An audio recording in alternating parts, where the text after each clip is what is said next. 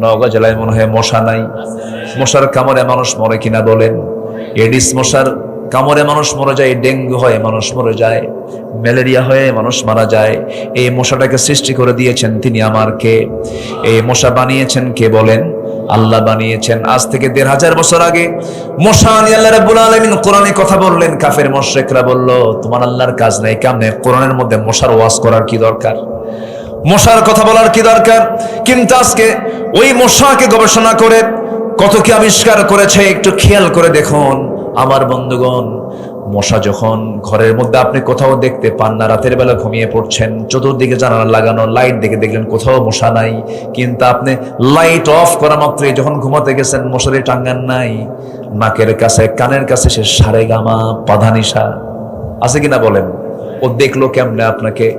আল্লাহ তাআলা মশার ভিতরে এমন একটা শক্তি দিয়েছেন, ৭৫ ফুট দূর থেকে টের পায় এখানে কোন সলির মধ্যে শুয়ে আছে।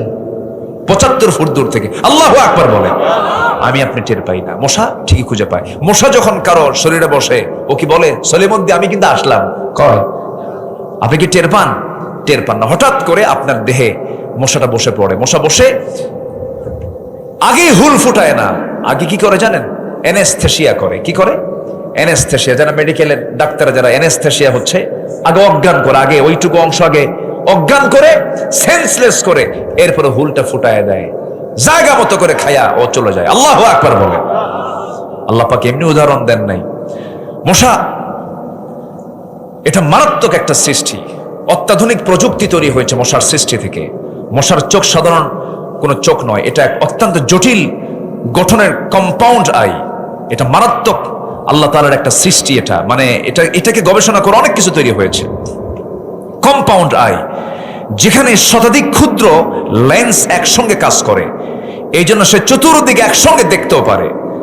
আজকে আধুনিক বিজ্ঞান ঠিক একই টেকনোলজি ব্যবহার করে ডিফেন্স ড্রোন, সেলফ ড্রাইভিং কার, রোবোটিক ভিশন সিস্টেমে এগুলো আবিষ্কার করেছে। প্রকৃতির এক ক্ষুদ্র সৃষ্টি হয়ে উঠেছে প্রযুক্তির বিশাল অগ্রগতির এক মূল অনুপ্রেরণা। অথচ আল্লাহ রাব্বুল আলামিন আজ থেকে ১৫০০ বছর আগে এই মশার উদাহরণ দিয়ে দিয়েছেন। যেরকম সুবহানাল্লাহ, ইন্নাল্লাহা লা ইস্তাহি আইয়াদরিবা মাসালান মা বাউদাতান ফামা ফাওকাহা। আল্লাহু আকবার বলে। আচ্ছা, এখানেই শেষ নয়। মশার মুখে আমরা যে সুরের মতো যে সূচটা দেখি, আসলে এটা সূচের সংখ্যা একটা নয়, এগুলো ৬টা অংশে বিভক্ত। কয়টা অংশে বলেন তো? ওই ছোট্ট সুরের মধ্যে কয়টা অংশ আছে? ৬টা। ৬টার আলাদা আলাদা কাজও আছে।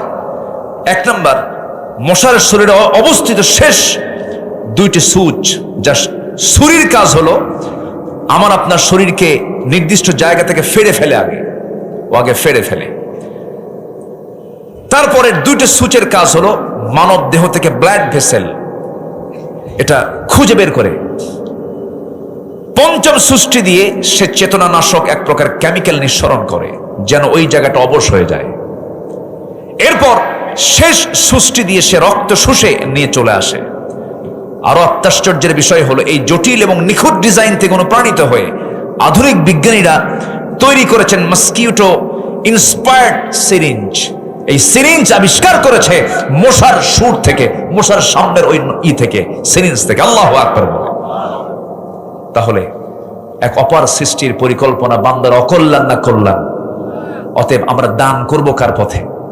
আসতে বললেন, দান করব কার পথে? আল্লাহর পথে।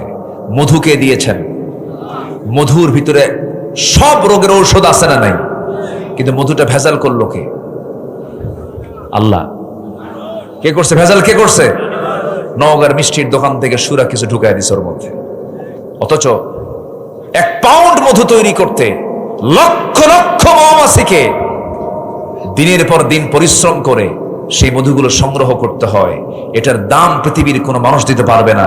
যদি আমরা ১,৫০০ টাকা ১,০০০ টাকায় কিনি, কিন্তু শ্রমিক হিসাবে মৌমাছিকে যদি আপনি মূল্য দিতে যান, সে যে পরিমাণ দৌড়ায়, লক্ষ লক্ষ কিলোমিটার জার্নি করে 1 পাউন্ড মধু তৈরি হয়। আর সেই মধুর ভিতরে যারা শিরা ঢুকায়, ভেজাল ঢুকায়, তাদের ফাঁসি হওয়া দরকার। সব কার নিয়ামত? বলেন, কার নিয়ামত? দিয়েছেন কে? অতএব আমি দান করব কার পথে? রহমত পাবো কার? বলেন, রহমত পাবো কার? রহমত পাবো কার পাবো? বলেন, আল্লাহ। তাহলে 4টা চলে গেল, এখনো আছে কয়টা বলেন? 11টা। নুরু, ওয়াজ কিন্তু শেষ না, ওয়াজ শুরু। বহু আলোচনা এখনো পড়ে আছে। রাগ করতেছেন মনে হয় আপনারা? আচ্ছা, নাম্বার 5 আমি এক লাইনে বলে যাচ্ছি। নাম্বার 5 হলো আল্লাহর স্মরণে থাকা লিপ্ত ব্যক্তির উপর আল্লাহর রহমত নাজিল হয়। সর্বক্ষণ আমরা জিকির করব কার বলেন? ফাযকুরুনি আযকুরুকুম ওয়াশকুরুলি ওয়ালা তাকফুরুন। الذين يذكرون الله قياما وقعودا وعلى جنوبهم ويتفكرون في خلق السماوات والأرض ربنا ما خلقت هذا باطلا سبحانك فقنا عذاب النار। জোরে বলুন আল্লাহু আকবার। জিকির করব আমরা, ফিকির করব আমরা, আল্লাহর সৃষ্টি নিয়ে গবেষণা করব, চোখের পানি ফেলে ফেলে আল্লাহর শুকরিয়া আদায় করব। আমার এই জিহ্বাকে প্রত্যেকটা সেকেন্ডে কাজে লাগাতে হবে। আমার শ্বাস প্রশ্বাস কার হাতে বলেন? আসতে বলবেন না, কার হাতে? অতএব প্রতিটি শ্বাসে প্রশ্বাসে জিকির হবে কার?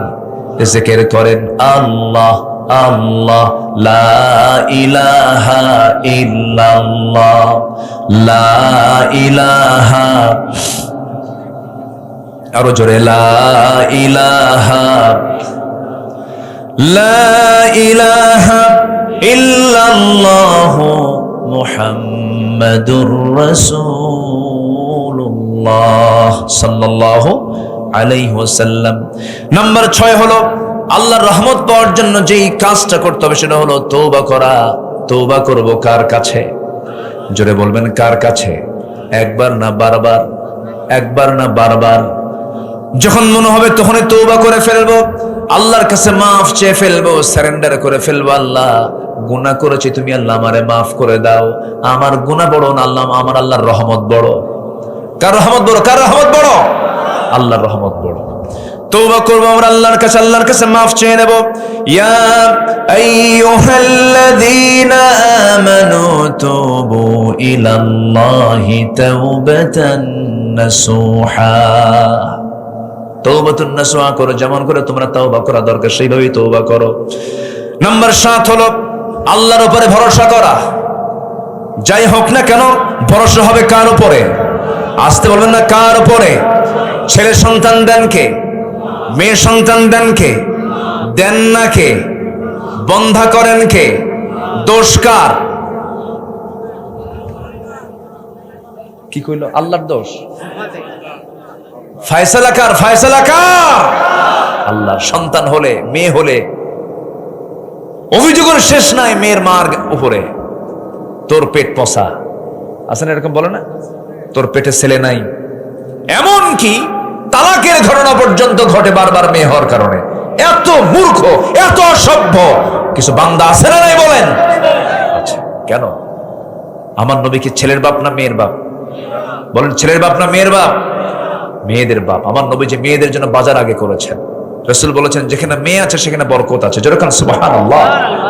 নবীজি সম্পত্তি ভাগ করতে নিয়ে আগে বলেছেন আল্লাহ পাক, ছেলের ভাগ না মেয়ের ভাগ? লিযযাকারি মিসলু হাযযিল উনসাইন, আগে মেয়ের ভাগটা বুঝায় দাও।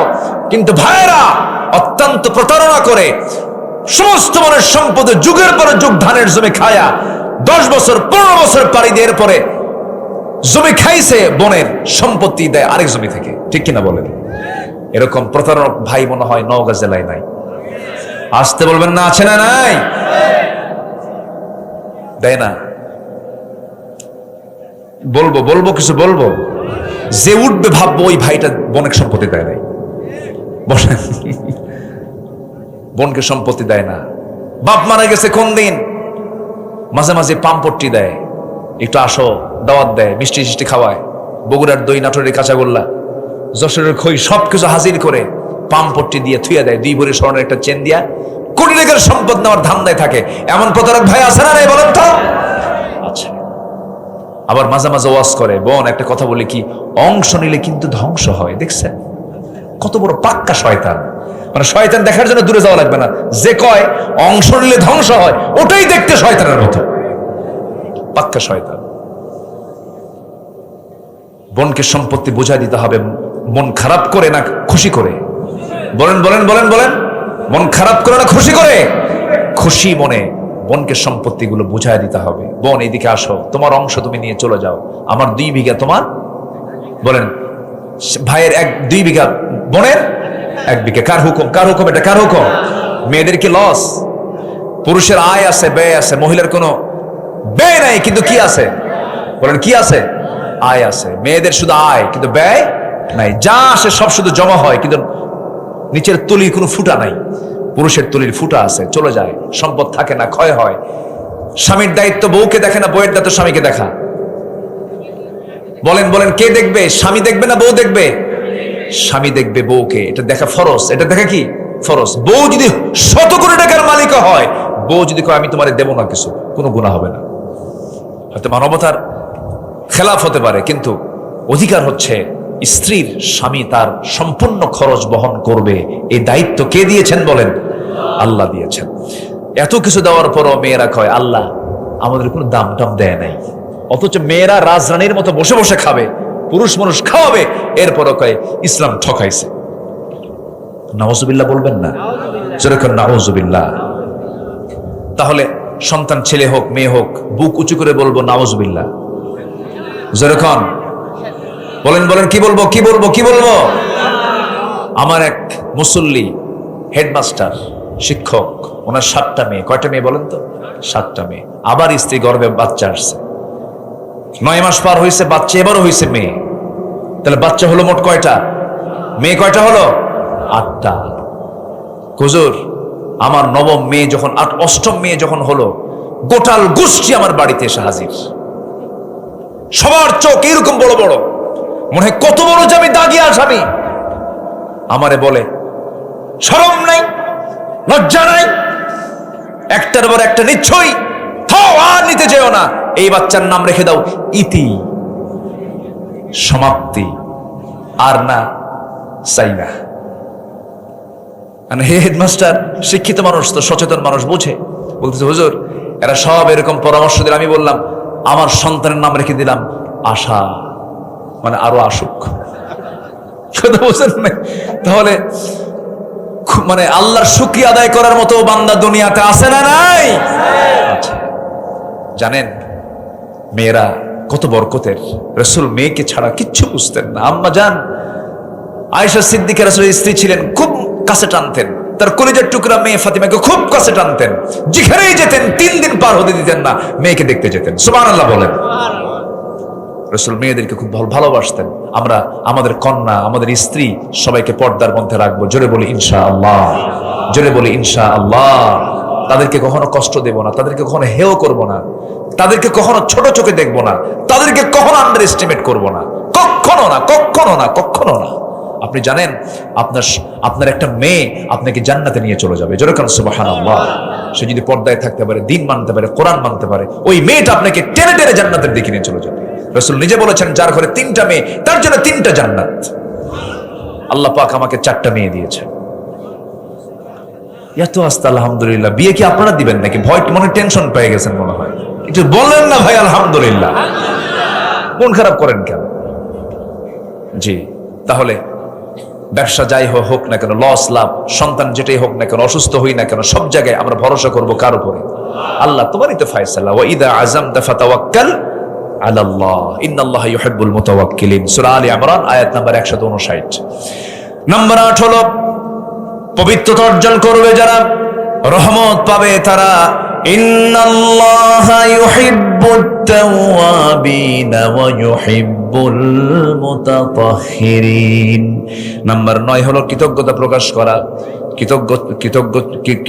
কৃতজ্ঞতা চিত্ত, নিজের চিত্ত তৈরি করা। লা ইন শাকারতুম লা আযীদান্নাকুম ওয়া লা ইন কাফারতুম ইন্না আযাবি লাশাদীদ। নাম্বার 10 হলো আল্লাহর ভয়ে কাঁদা। আল্লাহর জন্য একমাত্র কাঁদা। পৃথিবীর মানুষ কোনো কাঁদার মূল্য দেবে না। বউয়ের সামনে স্বামী কাঁদবে, বউ বলবে পুরুষ মানুষ কাঁদে নাকি? স্বামীর সামনে বউ কাঁদবে, পুরুষ স্বামী বলবে মহিলারা এরকম কাঁদেই।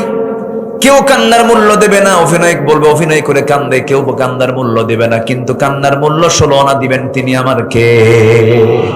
আল্লাহর ভয় আমরা কাঁদবো। আল্লাহ রাব্বুল আলামিন সুন্দর করে বান্দাকে বলছেন কান্দো। ওয়া ইযা তুতলা আলাইহিম আয়াতুর রাহমানি খাররু সুজদান ওয়া বুকিয়া। জোরে বলুন আল্লাহু আকবার। আমার বন্ধুগণ, আল্লাহর জন্য কাঁদতে হবে, আল্লাহর ভয়ে কাঁদতে হবে। নাম্বার 11 হলো ধৈর্য, সালাতের মাধ্যমে আল্লাহর সাহায্য চাইতে হবে। ওয়াস্তাঈনু বিস-সাবরি ওয়াস-সালাহ ইন্নাল্লাহা মা'আস সাবিরিন। আল্লাহ রাব্বুল আলামিন রহমতে ধন্য করবেন আমাদেরকে এই সমস্ত গুণ যদি অর্জন করতে পারি। নাম্বার 12 হলো সালাতের প্রতি যত্নবান হওয়া, আল্লাহর সামনে বিনম্র হয়ে দাঁড়ানো, আল্লাহ রাব্বুল আলামিন রহমত দিয়ে ধন্য করবেন। নাম্বার 13 হলো আল্লাহর সামনে দাঁড়ানোর ভয়ে নিজে প্রবৃত্তিকে কামনা বাসনা থেকে দূরে রাখা। মন তো খারাপ কিছু চায়, মন চায় উল্টা পাল্টা কিছু করতে, কিন্তু মনটাকে কন্ট্রোল করতে হবে একমাত্র কার ভয়ে? ওয়া আম্মা মান খাফা মাকামা রাব্বিহি ওয়া নাহান নাফসা আনিল হাওয়া ফাইন্নাল জান্নাতা হিয়াল মাওয়া। জোরে বলুন আল্লাহু আকবার। নাম্বার 14 হলো সৎকর্মশীল হওয়া, ফাসাদ সৃষ্টিকারী না হওয়া। ফাসাদ যারা সৃষ্টি করেছে যুগে যুগে, ওই যে নমরুদের দিকে তাকান, ফেরাউনদের দিকে তাকান, হামানদের দিকে তাকান, এই সমস্ত ফাসাদ সৃষ্টিকারী যারা ছিল তাদেরকে সব খতম করে দিয়েছেন তিনি আমার কে? আসতে বলো না, তিনি আমার কে? ভালো কাজ আমরা করব। ওয়ালা তুফসিদু ফিল আরদি বা'দা ইসলাহিহা ওয়াদউহু খাওফান ওয়া তামআন ইন্না রাহমাতাল্লাহি করিবুম মিনাল মুহসিনিন। জোরে বলুন আল্লাহু আকবার। সৎকর্মশীল আমরা হয়ে যাব, খারাপ কোনো কাজের জন্য আমরা নিজেকে প্রস্তুত করব না। সর্বশেষ হলো আল্লাহ এবং রাসূলের পরিপূর্ণ আনুগত্য আমাকে আপনাকে করতে হবে। আল্লাহ রাব্বুল আলামিন বলেছেন ওয়া আতিউল্লাহা ওয়ার রাসূল লাআল্লাকুম তুরহামুন। আল্লাহর আনুগত্য করো, নবীর আনুগত্য করো, তোমরা রহমত প্রাপ্ত হয়ে যাবে। এই 15টা কাজ যদি কোনো বান্দা করে, রহমত দিয়ে আল্লাহ পাক তাকে একদম ঘেরাও করে রাখবেন, রহমত দিয়ে তাকে বেষ্টন করে ফেলবেন। আল্লাহর রহমত প্রাপ্ত বান্দার ঠিকানা হবে জাহান্নাম না জান্নাত। আল্লাহ কবুল করুন, জোরে বলি আমিন। আরো জোরে আমিন, আরো জোরে আমিন, আরো জোরে আমিন। অনেক কষ্ট দিয়ে ফেলতেছি মনে হয় আপনাদের, নাকি? সম্মানিত ভাইয়েরা, রহমত প্রাপ্তর জন্য আর দুনিয়াতে যদি আমরা কোনো বারাকাত পেতে চাই, দুনিয়ার বারাকাত পাওয়ার জন্য কোরআনটাকে রাখতে হবে এক জায়গায় না সব জায়গায়, এক জায়গায় না সব জায়গায়, কাগজের পাতায় পাতায় না সমাজের পাতায় পাতায়। সমাজের পাতায় পাতাও থাকবে, কাগজের পাতায় পাতাও থাকবে, সমাজের পাতায় পাতায় থাকবে। কোরআনে কারীমের মধ্যে চুরির বিধান আছে না নাই? যাকাতের বিধান আছে না নাই? খুনের বিধান আছে না নাই? এই বিধানগুলো রাষ্ট্রীয় পর্যায়ে কায়েম হওয়া, আপনারা কি মনে করেন এটা কি দরকার আছে? আসতে বলেন দরকার আছে? প্রয়োজন নাই এরকম মনে করার কিছু লোক আমার দেশে মুনাফিক মার্কা লোক আছে না নাই? আছে। কোরআনটাকে আমরা জায়গা মতো পৌঁছায় দিতে চাই। কোরআন রাষ্ট্রীয় পর্যায়ে কায়েম হোক, সবাইকে চান? সবাইকে চান? সব দেখা শেষ, সব দেখা শেষ করেছি 54 বছরে। পাকিস্তান পিরিয়ডের দেখেছি আইয়ুবের শাসন, দেখেছি দেশে মুজিবের ভাষণ, এরপর জিয়া কেটেছেন খাল, আমাদের চাচায়ের সাদের তাল বেতাল, মাঝখানে 16 বছর সব নেতাদের হরতাল। সব দেখা শেষ, আগামীর দেশ আমরা দেখতে চাই কোরআনের বাংলাদেশ। রাজি আছেন কারা কারা? হাত উঁচু করে দেখান মুসলমান।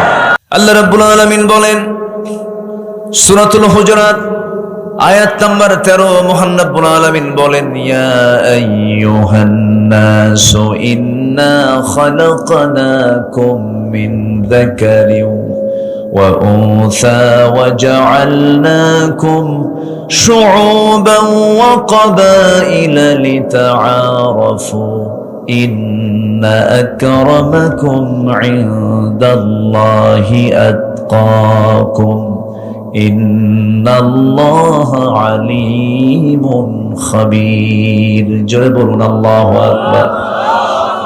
হে মানব মণ্ডলী, আমি তোমাদেরকে সৃষ্টি করেছি এক নর এবং নারী থেকে, এক পুরুষ এক নারী থেকে সৃষ্টি করেছি, অর্থাৎ আদম এবং হাওয়া থেকে সৃষ্টি করেছি এবং বিভিন্ন গোত্রে ভাগ করেছি, বিভিন্ন ভাষা দিয়েছি যেন তোমরা একে অপরকে চিনতে পারো।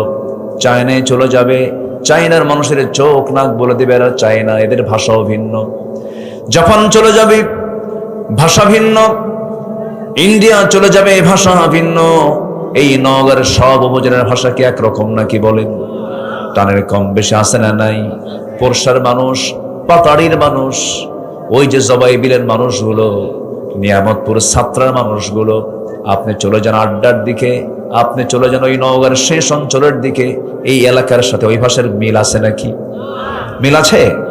ওরা সালাম দিতে পারে না, আসসালামু আলাইকুম, আসসালামু আলাইকুম, আগে সালাইয়ার পরে দুলাভাই, পারে না, হয় না। একই জেলা কিন্তু আল্লাহ পাক ভাষাকে চেঞ্জ করে দিয়েছেন। কেন? যে ওই এলাকার মানুষ যখন আপনার এলাকায় আসবে তখন ভাববেন যে এটা তো ওই পাতাড়ি থেকে, আড্ডা থেকে আসছে। আল্লাহ পাক এটাকে পাসওয়ার্ড করে দিয়েছেন, আঞ্চলিক পাসওয়ার্ড, যেন চিনতে যেন ভুল না হয়।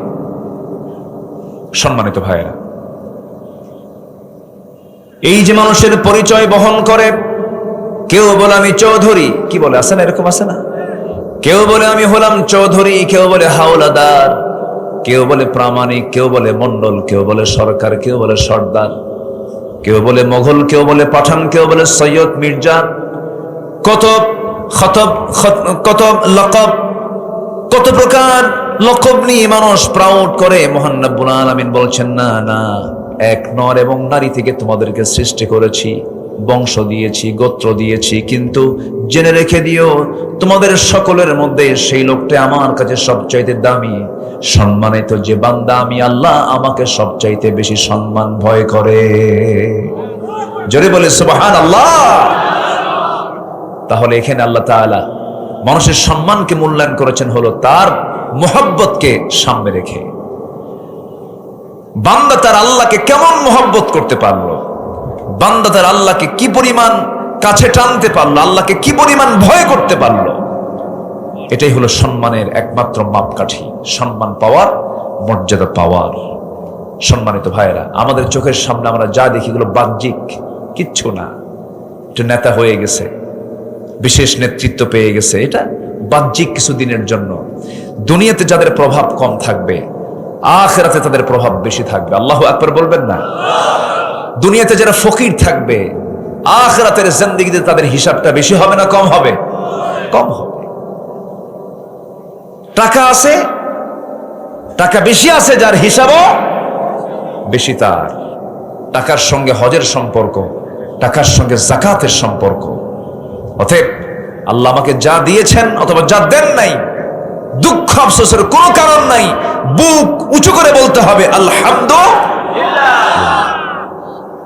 আল্লাহর রহমত পেয়ে যাব আমরা। সম্মানিত ভাইয়েরা, শুধুমাত্র মুসলিম পরিবারে জন্ম নিলেই কিন্তু মুসলমান হওয়া যায় না। ঈমান আলী নাম রাখলে ঈমানদার হওয়া যায় না। ঈমান আনতে হয়, ঈমান থাকতে হয়, ঠিক কিনা বলেন? আমার দেশে বহু লোকের নামই আছে ঈমান আলী, আছে না? ঈমান আলী, কিন্তু নামাজে পড়েন না, আছে কিনা? আছে। নাম হলো রমজান আলী, রমজান মাসে দুপুর বেলা ভাত খায়। নাম হলো আতর আলী, গোটা গায়ে গাজার গন্ধ, নাম কি রাখছে? আতর আলী। নাম হলো হিম্মত আলী, সাইকেলের চাকা বাস চলেই শীত হয়ে পড়ে। নাম হলো বাদশা মিয়া, ভিক্ষা করে। কি করে? ভিক্ষা করে। নাম হলো খোকা মিয়া, বয়স হলো 80 বছর, বুড়া মিয়া হয় না, খোকা মিয়াই থেকে যায়। নাম দিয়া বংশগত কৌলিন্য দেখিয়ে আল্লাহর সামনে কোনো মর্যাদা পাওয়ার কোনো সুযোগ নাই। আল্লাহর সামনে মর্যাদা পাওয়ার জন্য সেই ব্যক্তি মর্যাদা পাবে যে ব্যক্তি ঈমান আনতে পেরেছে, যে ব্যক্তি মুত্তাকি হতে পেরেছে। জোরে বলি সুবহানাল্লাহ। হয়তো এখন বলবেন হুজুর মুত্তাকি কাকে বলে? যার মধ্যে তাকওয়া আছে। মুত্তাকির গুণগুলো কি কি? মুত্তাকি কারা? এমন জবাব মনে হয় কোরআনে নাই। আসতে বলবেন না, আছে না নাই? কোরআন খুললেই এটার পরিচয় পাওয়া যায়।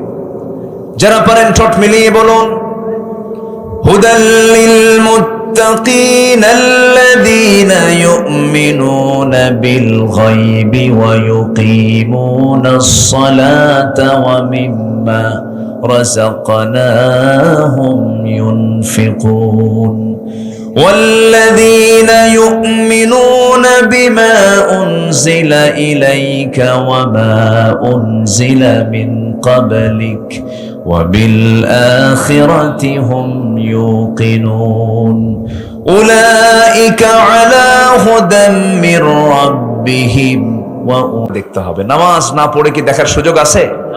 নামাজ পড়েই দেখতে হবে। কিন্তু দুঃখ লাগে,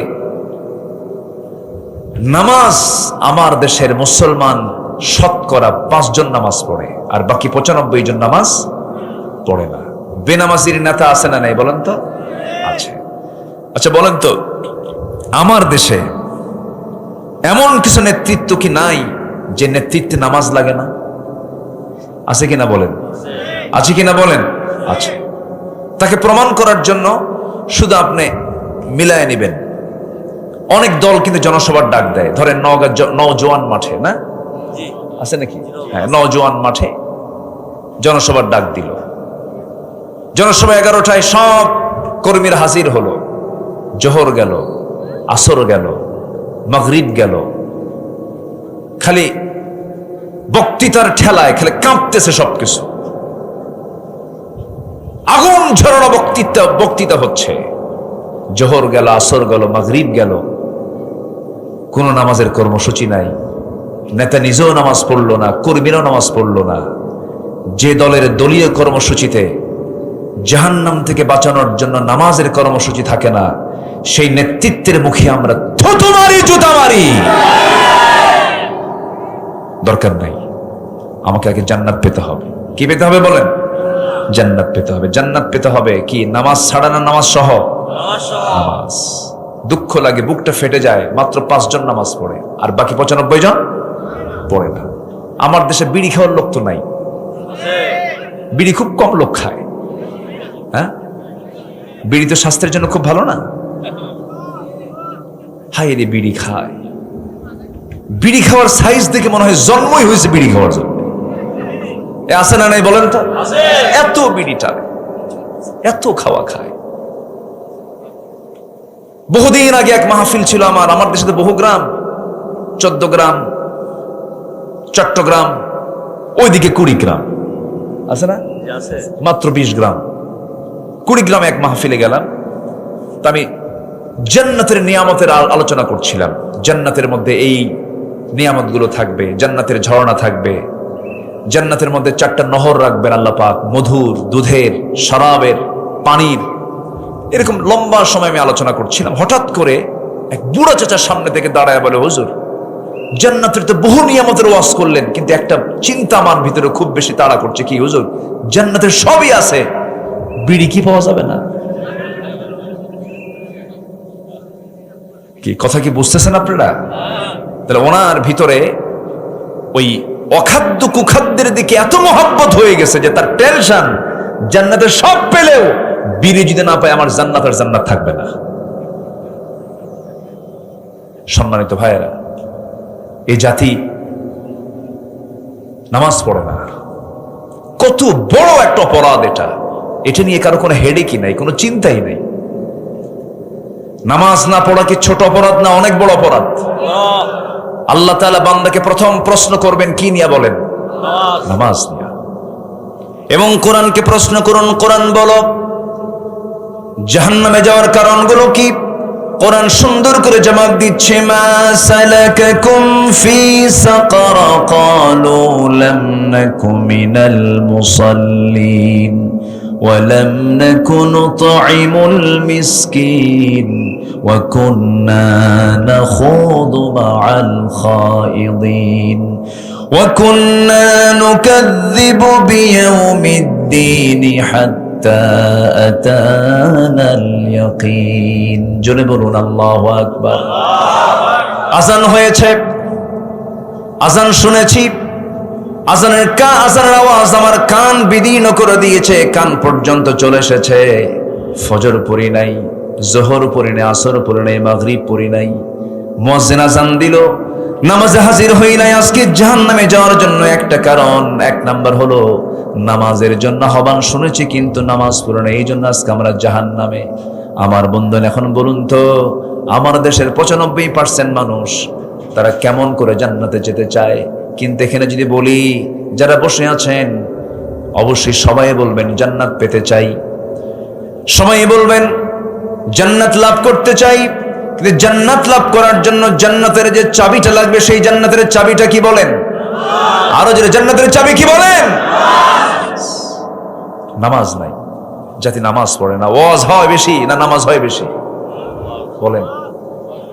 মুসল্লি বেশি না মসজিদ বেশি? মসজিদ বেশি। ফজরের সময় মুসল্লি খুঁজে পাওয়া যায় না, বিশাল এসি শীতাতপ নিয়ন্ত্রিত মসজিদ, টাইলস দিয়ে ভরা এত সুন্দর মসজিদ চকচক করছে। ফজরের সময় মোট মুসল্লির সংখ্যা হলো 3 জন, ইমাম, মুয়াজ্জিন, খাদেম। চাকরি না থাকলে এই 3টাও থাকতো না। বাস্তব বাস্তব। আর আমার নবীর মসজিদ ছিল পাকা না কাঁচা? বলেন বলেন, পাকা না কাঁচা? সেজদা দিলে পরে কপালে বালু লেগে যেত। কি আজান দিতেন বেলাল, আল্লাহু আকবার। এই তো কয়েকদিন আগে আল্লাহ পাক আমাকে মক্কা মদিনা যাওয়ার সুযোগ দিয়েছিলেন, গিয়েছিলাম। এখন তো 15-20 লক্ষ মুসলমান একসঙ্গে জামাতে নামাজ পড়তে পারে মদিনায়, কিন্তু এই মদিনার মসজিদ এত বড় ছিল না, ছোট্ট একটা মসজিদ। 2টা এতিমের কাছ থেকে রাসূল কিনে নিয়েছিলেন জায়গা, খেজুর পাতার ছাউনি আর খেজুর গাছের কাণ্ড দিয়ে রাসূল মসজিদ বানিয়েছিল। সেই মসজিদের খালি মুখে বেলালের আজানটা আল্লাহর আরশ আজিম পর্যন্ত পৌঁছে গেছে। ভাইরে, এত বড় নিয়ামত জান্নাত আমি নামাজ না পড়ি পাবো, এটা কেমন করে আশা করি আমরা? বলেন কেমন করে আশা করি? দুনিয়ার জিন্দেগিতেও তো যদি আপনি বিসিএস ক্যাডার হতে চান, কত পড়াশোনা করতে হয়, কত স্টাডি করতে হয়। দুনিয়ার জিন্দেগিতে একটা ব্যবসাকে প্রতিষ্ঠিত করার জন্য রাতকে রাত দিনকে দিন পরিশ্রম করতে হয়, কত চিন্তা ফিকির, কত বুদ্ধি খাটাতে হয়। আর সর্বনিম্ন একটা জান্নাত, 10টা পৃথিবীর মতো একটা জান্নাত আল্লাহ পাক আপনাকে দিবেন নামাজ না পড়ে? কেমনে সম্ভব? তাহলে ইমান মজবুত হবে নামাজ না পড়ে না নামাজ পড়ে? অনেকে কে হুজুর আগে ইমান ঠিক করি, এরকম আছে না নাই বলেন তো? আগে কি ঠিক করি? ইমান ঠিক করি। না, নামাজ পড়েই কি ঠিক হবে? ইমান ঠিক হবে। সবাই কি নামাজ পড়তে রাজি আছেন? ইনশাআল্লাহ। মনে হয় কষ্ট দিচ্ছে আপনাদেরকে? আমার নবীজির জীবনে কোনো নামাজ কাজা ছিল? অসুস্থ রাসূল, আল্লাহ পাক আমাকে এবার মদিনা মুনাওয়ারায় যে স্থানটিকে আমার রাসূল বলেছেন মা বাইনা বাইতি ওয়া মিম্বারি রাউদাতুম মিন রিয়াদিল জান্নাহ, আমার ঘর এবং ওই মিম্বার যেখানে আমি খুতবা দেই, এই মাঝখানে যে জায়গাটা, এই জায়গা হলো জান্নাতের টুকরা। তাহলে দুনিয়াতে একটা জান্নাতের টুকরা আছে না নাই বলেন তো? আছে। বলেছেন মুহাম্মদ সাল্লাল্লাহু আলাইহি ওয়াসাল্লাম। আল্লাহ পাক আমাকে এবার দীর্ঘ সময় ওখানে বসে থাকার তৌফিক দিয়েছিলেন, দীর্ঘ সময়, অনেক লং টাইম। এটা আমার দেশের কিছু প্রবাসী ভাইদের একটু চান্স দেওয়ার কারণে হয়েছে। আমার দেশের কিছু প্রবাসীরা ওখানে চাকরি করে, তো আমি যে দেখি একদম রাউদাতুম মিন রিয়াদিল জান্নাহর ভিতরে তারা দাঁড়ায় আছে, খেদমত করছে, পরিষ্কারের কাজ করছে, নাজাফার কাজ করছে। আমাকে দেখি চিনছে, ওয়াজ শোনে। হুজুর আপনি আসছেন? তো বললাম যে এখানে বেশিক্ষণ থাকবো কেমনে, এই ব্যবস্থা কর। বেশিক্ষণ থাকতে দেয় না, মানে ধারাবাহিকতায় বের হয়ে যেতে হয়। আমি রাত 3টার দিকে ঢুকলাম, আমি পিছন দিকে আমাকে বসায়া দিল, বলল আপনি এখানে বসেন, একটু আস্তে আস্তে সামনের দিকে আগান, আজান হয়ে যাবে কিছুক্ষণ পর। এর মধ্যে প্রায় 20-30 মিনিট আমার দেশের এই প্রবাসীরা করলো কি, ওখানে যারা প্রশাসনিক দায়িত্ব পালন করছেন তাদের কাছে গিয়ে এমন পাম দিল আমার ব্যাপারে, বলল স্যার এমন লোক আসছে আমার দেশ থেকে, বিশাল কিছু, কিন্তু আমি তো জানি আমি কি কোন কসু, আমি তো নগণ্য, আমি তো ছোট্ট গোলাম, তা আমার ব্যাপারে এত কিছু বলছে। সে প্রশাসনিক কর্মকর্তা আস্তে করে মুস্তে হাসি মেরে আমার সঙ্গে সালাম বিনিময় করে বলতেছে আপনি প্রথম কাতারে বসে পড়ুন। তো প্রথম কাতারে আমার নবীর ঘরের দেওয়ালের সাথেই বসে গেলাম। রাসূল পাশে শুয়ে থাকা, মুহাম্মদ সাল্লাল্লাহু তিনি কেঁদেছেন দুনিয়াতে আমার জন্য, কবরে শুয়ে শুয়েও কাঁদছেন। কাল হাসরে সবাই নফসি নফসি বলে ব্যস্ত হয়ে পড়বে, আর আমার রাসূল শুধু উম্মতি উম্মতি বলে ব্যস্ত হয়ে পড়বে। সেই নবীজি আমার পাশে শুয়ে থাকা, বারবার সালাম দিচ্ছে, আসসালাতু ওয়াসসালামু আলাইকা ইয়া রাসূলুল্লাহ। সেই নবীজির ওই কবরে যখন তিনি শায়িত হন, তার আগের নামাজও তার মিস হয়নি। সুবহানাল্লাহ বলবেন না? নামাজে খুব যত্নশীল ছিলেন আমার রাসূল, খুব যত্নশীল, খুব যত্ন রাখতেন। সবার আগে খোঁজ নিতেন নামাজ হয়েছে কিনা। সন্তানকে স্কুলে যেতে বলি, শাসন করি, ব্যবসার জন্য কত তাড়া দিই, দুনিয়ার কাজের জন্য কত পেরেশান হয়ে যায়, কিন্তু নিজের বিবেককে প্রশ্ন করে দেখি তো, সন্তানকে নামাজের জন্য কয়দিন বললাম, বউকে নামাজের জন্য কয়দিন বললাম, পরিবারে নামাজের তাকিদ কেমন দিলাম। সন্তানগুলো নামাজ পড়ে না, সন্তানগুলো কাঁদলে ধরে বসে চোখের পানি ফেলে ফেলে বলবেন, আমার কলিজার টুকরা সন্তানরা, তোরা যেমন আমার সাথে আজকে এই দুনিয়াতে একই ছাদের নিচে তোরা সময়টা কাটায় দিলি, আমি তোদের সঙ্গে জান্নাতে একই ছাদের নিচে একসঙ্গে সময় কাটাতে চাই, একসঙ্গে জান্নাত যেতে চাই, নামাজটা পড়।